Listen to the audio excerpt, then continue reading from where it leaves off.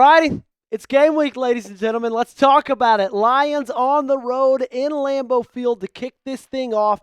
You have a chance to take down the former NFC North champs in Week 1. Coming up on today's show, I'm going to give you an outlook on each team's, kind of how the last, 6-7 months have gone. And then we're going to go position group by position group. And I'm going to tell you who has the edge in this matchup coming up next Sunday. Starting off with the Green Bay Packers, of course, 11-6 record in 2024. Your head coach is Matt LaFleur.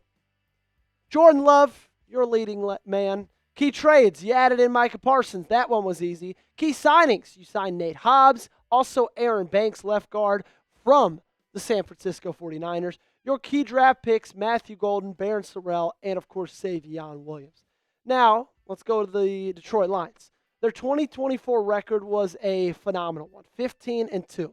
Their head coach is Dan Campbell, quarterback Jared Goff. Key trades, they really did not make any big moves over the offseason trade-wise. They did sign DJ Reed, the cornerback from New York. They also signed Kyle Allen as their new backup quarterback. Their key draft picks, Williams, Tesla, and Ratledge, the guard out of Georgia. I got to ask you a question, okay? Because we all know that this game is going to have some implications down the road in the NFC North. Do you think the Packers win the NFC North this year? If you do, show me by hitting that thumbs up button and liking today's video. And if you don't like it, I'll just assume you don't want them to win the North and you want the Detroit Lions to repeat again. Starting off with a little bit of an injury update, right? This is all coming from roster. Cut down day last week. Marshawn Lloyd and Jacob Monk are on IR, but designated to return. Watson, Oliver, and Williams are all on PUP, which means they have to be out for the first 4 games of the year. And then Omar Brown, after his collapsed lung, he starts the season on IR, which means he's done for the year. Let's start with the head coach. Who has the edge in that? I think it's the Green Bay Packers, okay? I think that Matt LaFleur has the coaching edge over Dan Campbell. Because, and I like Dan Campbell, okay? I know that you probably don't because he's a Detroit Lions head coach, but he's more of a game manager, right? If you're just talking strictly X's and O's, I'd take Matt LaFleur over Dan Campbell any day of the week.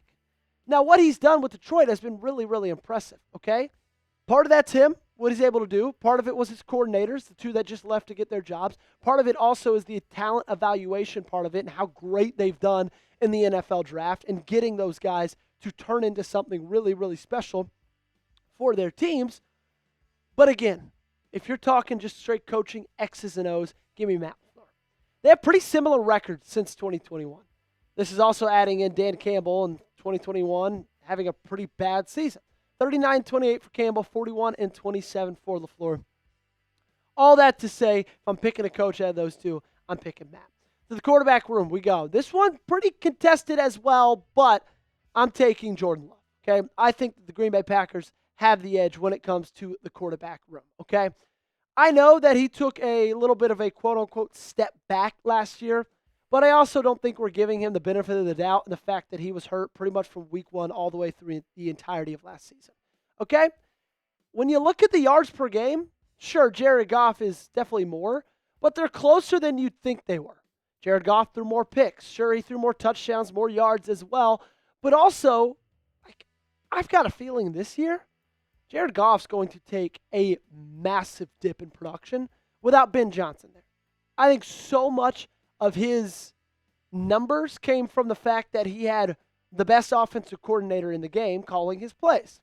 Also, I know it's not his fault that he has really elite weapons, but that helps his numbers a ton, right? And if you just looked at last year and you compared those 2 wide receiver rooms before Matthew Golden got in the mix, it favored Detroit, and it wasn't even close. Who do you think is better? You think it's Jared Goff or Jordan Love? Okay? Pick your go-to QB1. Would you rather have Goff or Love? Let me know by typing their initials in the comment section down below. So give me a JG or a JL. On to the weapons we go, And this is kind of what I just mentioned when talking about Jared Goff. This still goes to the Lions. Okay? I think I'd take the Lions' weapons over probably anybody else in the National Football League. I know that you added Matthew Golden over the year, but it just doesn't compare. They got Jahmyr Gibbs. Isaac Tesla, he's a rookie. He's shown some promise already. But then you get to Jamison Williams and Amon-Ra St. Brown in that wide receiver room. And then they have a great tight end in Sam Laporta. Also, not even on this list, David Montgomery, their backup running back. Sure, the Packers have great weapons as well. They've improved a ton over the last year, adding in Matthew Golden. Josh Jacobs is phenomenal. I need Jaden Reed and Romeo Doubs to be more consistent catching the football. Tucker Kraft, he's Tucker Kraft. I absolutely love him. At the end of the day, like, nobody's going to beat Detroit in the head-to-head of what their running back, wide receiver, and tight end rooms look like. Nobody. Okay? That's just kind of how the way it goes, and the edge goes to Detroit in that fact. Don't go anywhere, okay? Don't move a muscle. We got a lot more to break down, okay? We're going to break down the offensive line next, and then we're going to go to the defensive side of the football, and we're going to talk defensive line, linebackers, secondary. We might even give you a little bit of special teams as well. Before we do that, though, I got to talk about our awesome sponsor on today's show. That is our great friends over at Underdog. It's game week, everybody, and if you are serious about winning money while watching Packers games, then Underdog is the perfect place for you to go. Football is here, and Underdog is the best place to make picks and win money all season long. Let's cut to the chase. If you download the app today and sign up with promo code Packers Report, you score $50 in bonus funds when you play your first $5. Playing on Underdog is easy. Just pick whether your favorite players will go higher or lower on stats like touchdowns, receiving yards, interceptions, and more. Get your picks right, and you could win up to 5,000 times your cash, and you can play with as little as $1. I tell you, folks, I'm feeling really, really good about this Lions-Packers game, and I'm feeling really, really good about this Underdog lineup as well. I got the higher on Jordan Love passing touchdowns, 1.5. I've got the higher on Jahmyr Gibbs, 25.5 receiving yards, and I've got the higher on 2.5 receptions for Josh Jacobs. Let's all win some money together, okay? You could tail my picks, or you could fade my picks. Just do it with our friends at Underdog. Download the app today and sign up with promo code Packers Report to score $50 in bonus funds when you play your first $5. That's promo code Packers Report. Millions of fans have already won billions making picks on Underdog. Will you be next? Underdog. Make picks, win money.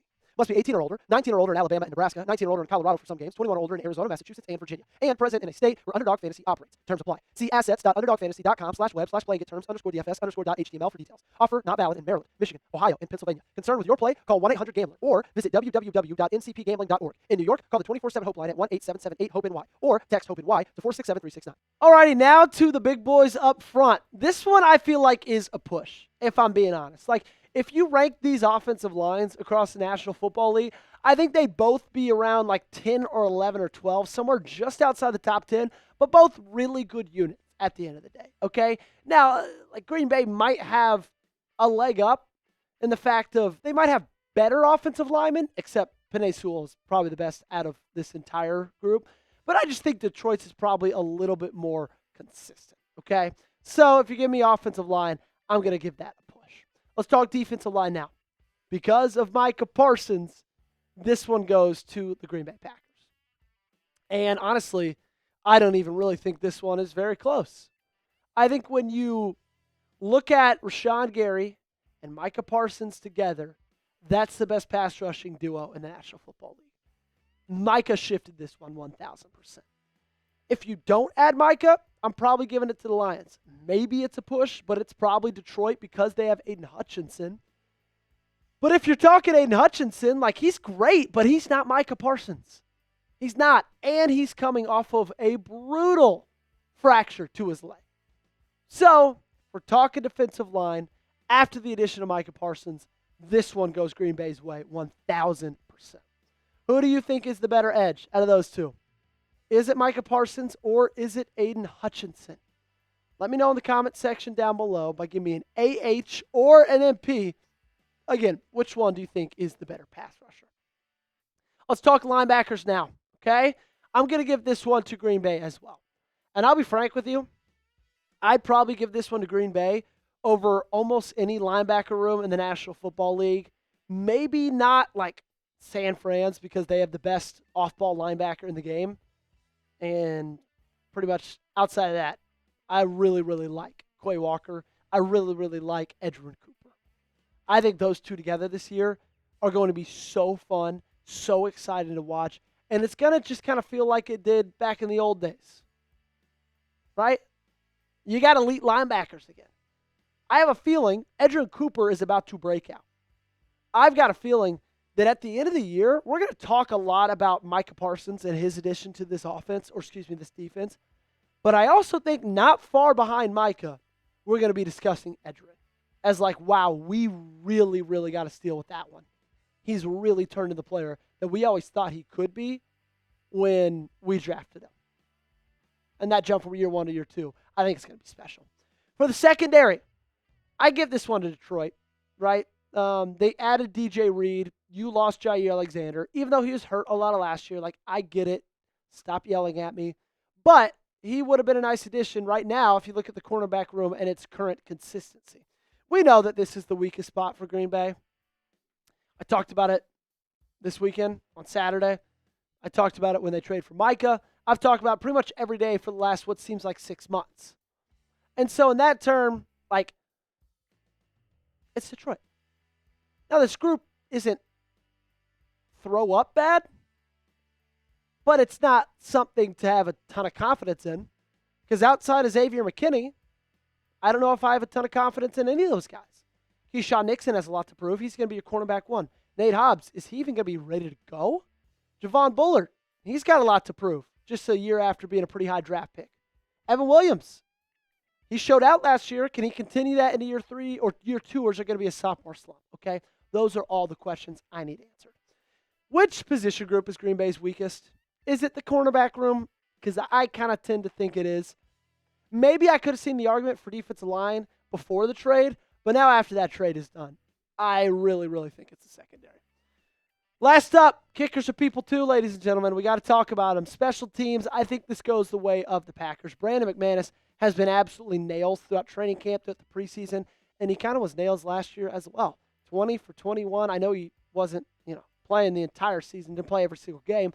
55 yards was his longest. Jake Bates is a cool story coming out of the UFL, but if you want consistency and if there is a game on the line and you need a kick to make it, pretty much everybody in the NFL would rather have Brandon McManus kicking it than Jake Bates. That's going to be it for today's show. Appreciate you guys for hanging out with us. Make sure you got me on social media. You can find me on Twitter and on Instagram as well. Both same handle, at Joey Petersen 8. Make sure you're spelling it with an S-E-N. If you don't spell it with an S-E-N, you're not going to find me. Also, make sure you subscribe to the channel. Daily updates on your Green Bay Packers.